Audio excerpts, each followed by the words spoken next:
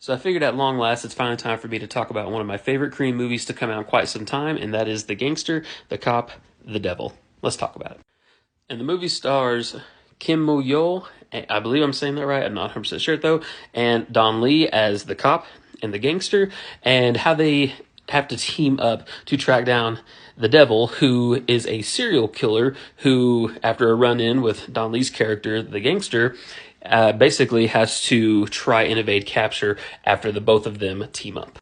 So straight away, the movie doesn't pull any punches. It's very fast-paced, with a little bit of lull time in between police station meetings and strategy sessions, I'll call them. But aside from all that, all of the movie is just basically nonstop action, very dark, very gritty, and the choreography in terms of most movies that Don Lee is in is very well put together and very easy to digest.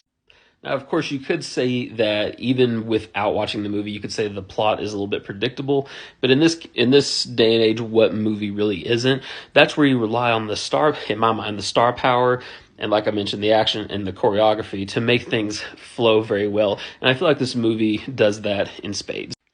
And going along with the somewhat predictable plot, the only thing that I can really say is a negative for me about the movie is just the fact that the serial killer is not really developed. He isn't, think of like Memories of Murder, and how they really delve deep into the psyche and just the mind state of the killer. The killer in this movie just kills because.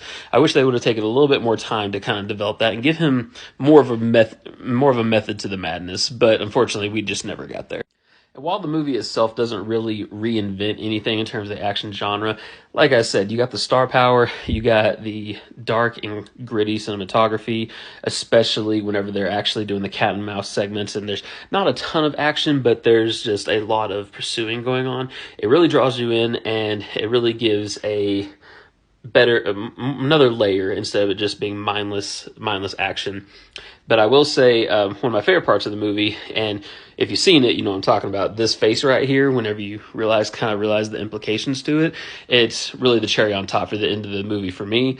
And that kind of leads to another complaint that a couple of my friends have had, that the ending seemed very rushed.